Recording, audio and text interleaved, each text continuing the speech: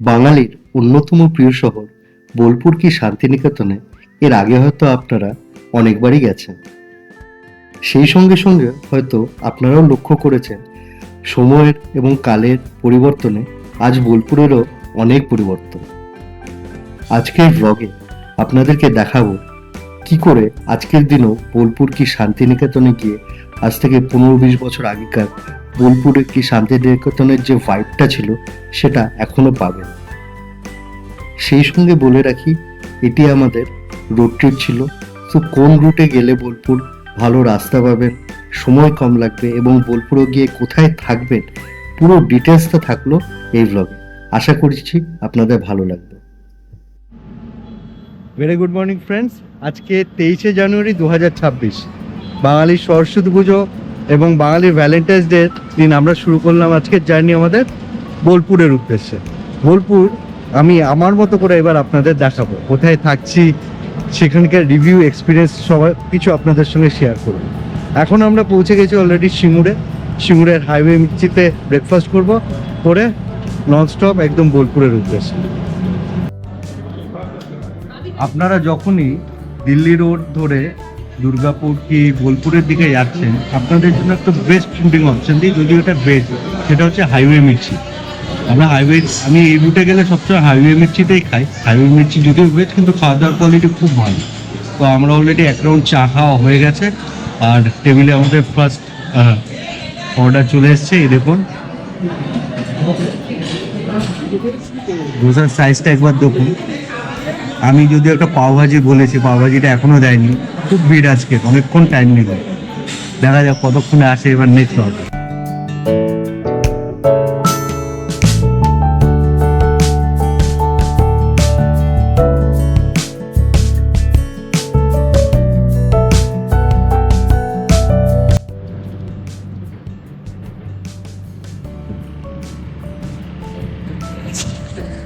ও, আপনাদের তো বলাই হয়নি, এবার আমি সেলফ ড্রাইভে বোলপুর যাচ্ছি।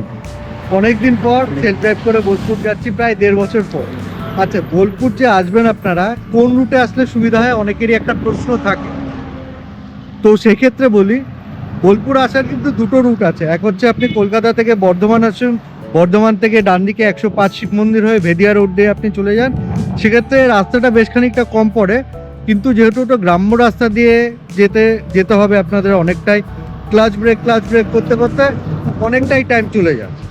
আর আমি যেটা সবসময় প্রেফার করি সেটা হচ্ছে পানাগড় থেকে এসে কাংসা রোড থেকে তারপরে ইলামবাজার হয়ে বোলপুর দোকান।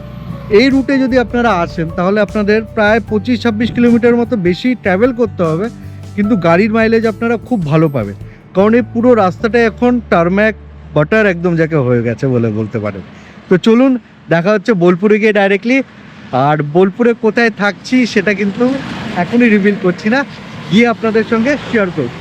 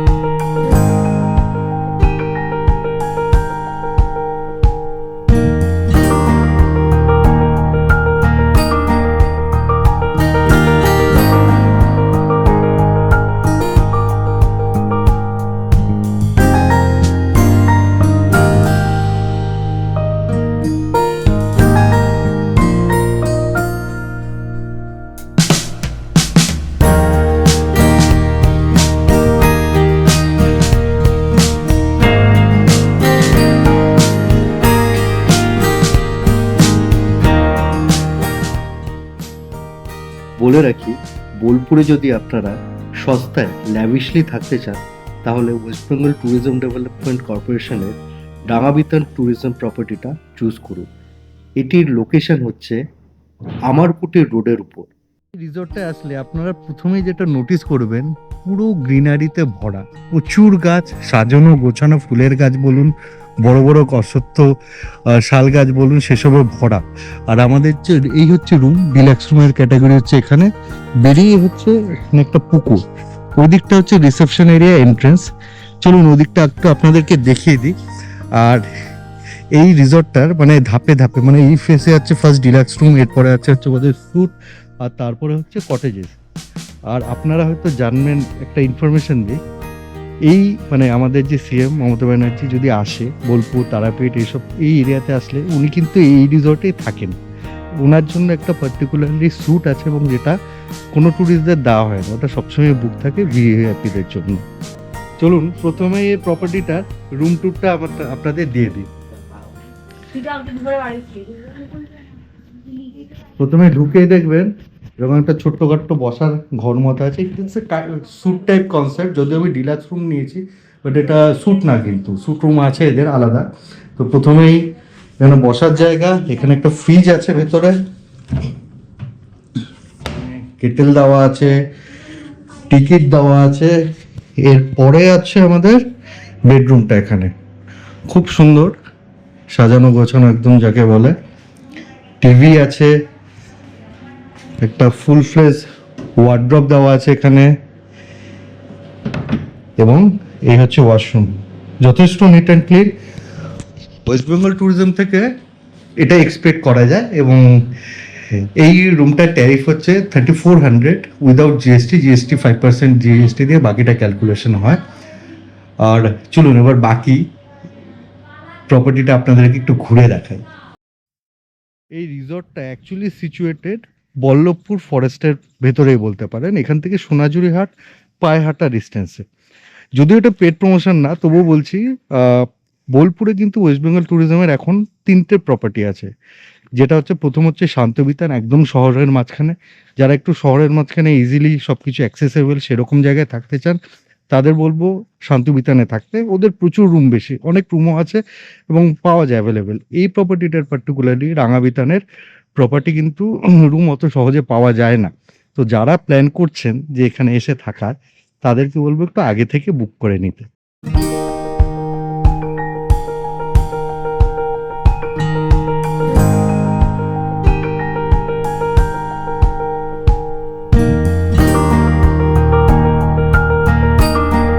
আপনাদের যেরকম বলেছিলাম যে শান্তবিতান যে প্রপার্টিটা, এটা হচ্ছে রাঙাবিতান।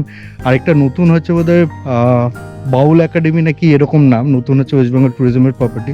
তো আমি এর আগে শান্তবিতানে এসে থেকেছি, এটাই ফার্স্ট টাইম থাকছি। বাট এটার এরিয়া প্রচুর বড়, অনেক বড় জায়গা নিয়ে।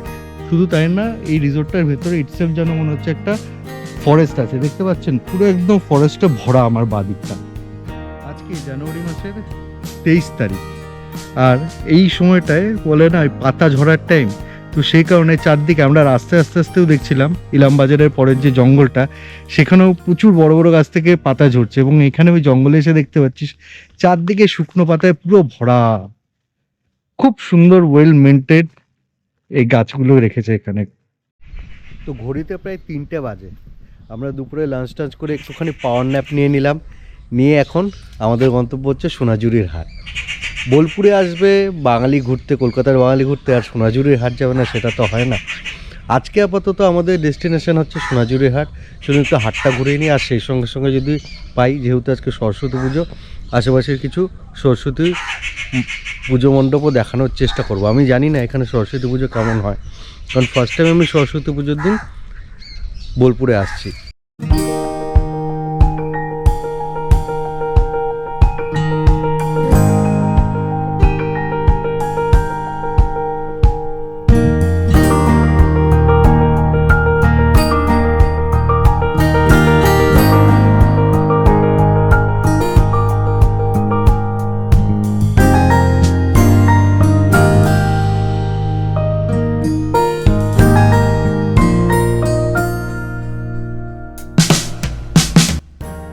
সূর্য ডুবতে না ডুবতেই ঠান্ডা কিন্তু বেশ ভালোই পড়ে গেছে। আর আমরা এখন বিশ্বভারতীর ক্যাম্পাসটা ঘুরে দেখাচ্ছি। সোনাঝুরির হাট মোটামুটি ঘোরা হয়ে গেলে এখন বিশ্বভারতী ক্যাম্পাস, তারপর একটু বোলপুর শহরটা ঘুরবো, ঘুরে তারপর আমরা আমাদের হোটেলের দিকে ফিরে যাবো।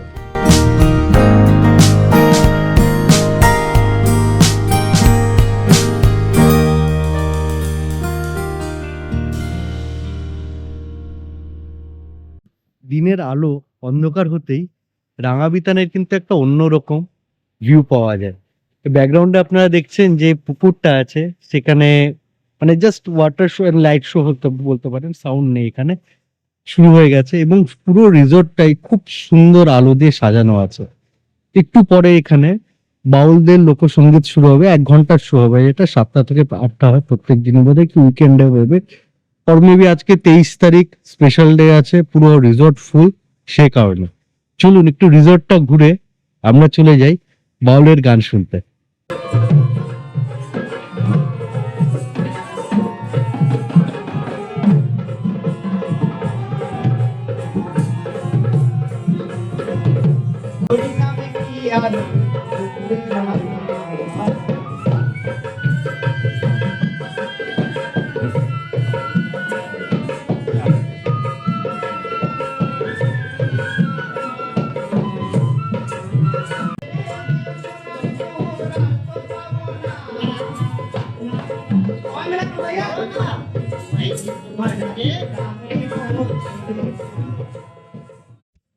সকাল সকাল উঠে আমরা বেরিয়ে পড়েছি আমার কুটির রোড ধরে কোপায়ের ধারে, আর যেতে যেতে কি দেখতে পেলাম দেখুন।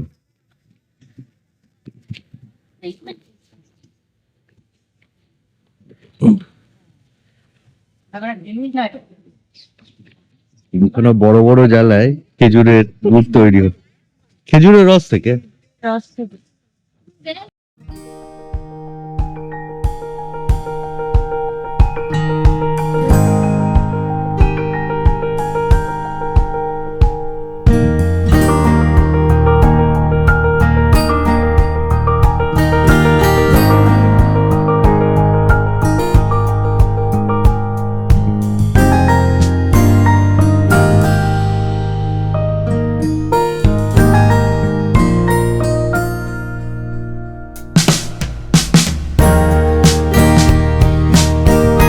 জায়গাটা যে দেখছেন এটা হচ্ছে আমার কুটির সোসাইটি। কালকে বলেছিলাম না বোলপুর এবার আমার মতো করে দেখাবো, আমি যেরকম ভাবে ঘুরি। তো অনেকেই হয়তো বোলপুরে আসেন, ঘোরেন টোরেন, বাট বেশিরভাগই হয়তো এই দিকটা আসেন না, আমার কুটির সোসাইটির দিকটা। এই জায়গাটা কিন্তু খুব ভালো, খুবই সুন্দর। এই যে দেখছেন এটা কিন্তু কোপাই নদী, কিন্তু জেনারেলি যারা বোলপুরে আসে সবাই গোয়ালপাড়া দিয়ে কোপাই নদীর ধারে যায়, কিন্তু এদিকটা কেউ আসে না। আমার কুটিরের এদিকে মানে কোপাই নদীটা পুরো বোলপুরকে বিস্তৃত করে আছে, এটা আরেকটা দিক বলতে পারে। এই জায়গাটা একটু ভিড় ভাড়াক্কা কম, লোকজনের যাতায়াত কম, কারণ এটা আমার কুটির সোসাইটির ভেতরে। আমার কুটির সোসাইটির দিকটা অনেকেই আসে না, আপনারা হয়তো খুবই পরিচিত নামটার সঙ্গে, কিন্তু এইখানকার সোসাইটির জায়গাটা কিন্তু খুব সুন্দর। সকাল সকাল আসলে খুবই ভালো লাগবে আপনাদের।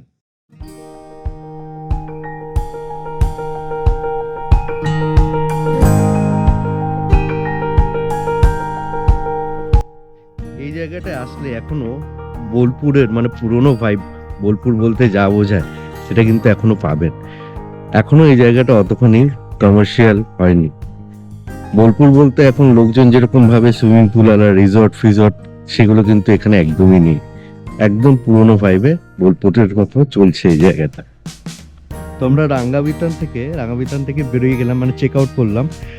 আজকে আমাদের গন্তব্য হচ্ছে জয়দেব কেন্দুলি। জয়দেব কেন্দুলিরও ওয়েস্ট বেঙ্গল ট্যুরিজমের একটা প্রপার্টি আছে, একদম নতুন প্রপার্টি এবং খুব সুন্দর, বাউল একাডেমি। সেখানে আমরা আজকে যাব, কিন্তু তার আগে বোলপুরে কিন্তু লাস্ট কিছু জায়গায় দেখে নেব। চলুন এখন যাওয়া যাক কঙ্কালীতলার উদ্দেশ্যে।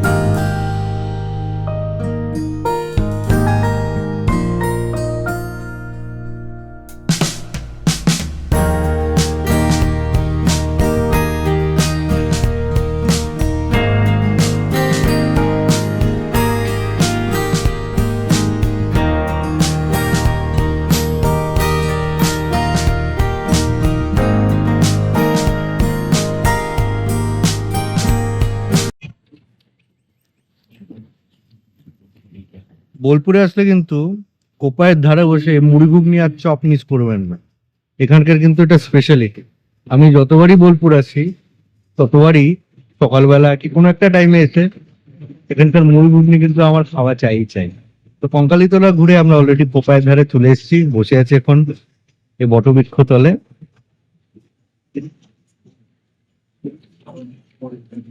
চপটা ঠান্ডা হয়েছে তাই চপটা নিলাম না, বললো আবার 4টে থেকে শুরু হবে, ততক্ষণ বসবো না, এটা মুড়ি ঘুগনিটা খেয়ে নিচ্ছি। বোলপুর তো অনেকেই যায় বাউল গান শুনতে, কিন্তু আপনারা জানেন কি এই বাউল গানের আসল জন্মভূমি হচ্ছে জয়দেব কেন্দুলি? হ্যাঁ, সেদিন বোলপুর থেকে বেরিয়ে আমাদের আজ নতুন গন্তব্য জয়দেব কেন্দুলির উদ্দেশ্যে।